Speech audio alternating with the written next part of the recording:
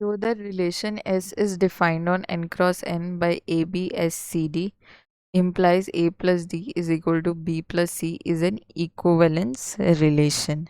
ठीक है, अब ये कैसे शो करेंगे? आपको सबसे पहले तो आपने रिलेशन आपको क्या दे रखा है कि a b s c d कैसा रिलेशन है, a plus d is equal to b plus सी।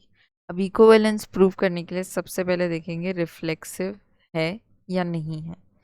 ठीक है, अब यहाँ पे अगर मैं कोई ए बी का पेयर लूँ, ठीक है, तो इसके रिस्पेक्ट में मेरे पास कैसा पेयर होना चाहिए, इसके रिस्पेक्ट में भी मेरे पास कैसा बी ए या ए बी का पेयर होना चाहिए, ये दोनों एक दूसरे से रिलेटेड होने चाहिए।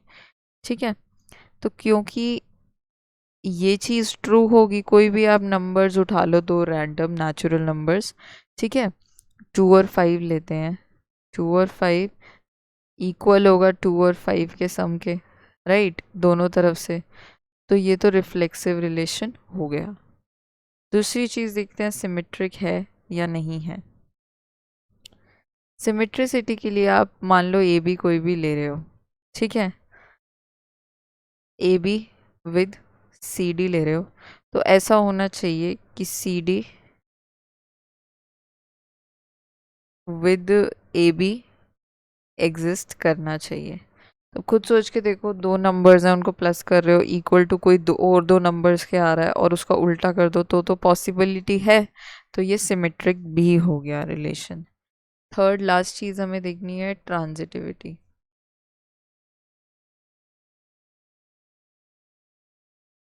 ठीक है, ट्रांजिटिविटी में देखते हैं, ट्रांजिटिविटी में आपको क्या लेके चलना है कि ए बी, ठीक है, ए बी के साथ रिलेशन है किसका, सी डी का, एंड सी डी का किसके साथ है, किसी आर्बिट्ररी ई एफ के साथ है, तो ए बी और ई एफ का भी होना चाहिए। अब यहाँ पे लॉजिक देखो, अगर ए प्लस बी इक्वल्स टू कोई कांस्टेंट हमारा एस और वही इक्वल है सी प्लस डी के, ठीक है, और अगर this has relation with E F तो ये भी इक्वल होगा ई प्लस ई एफ के, तो अगर E plus F is equal to S है तो this can be equal to A plus B, तो यस ये ट्रांजिटिव भी होगा, विच फर्दर इम्प्लाइज कि ये कैसा रिलेशन हो जाएगा, इक्विवेलेंस रिलेशन।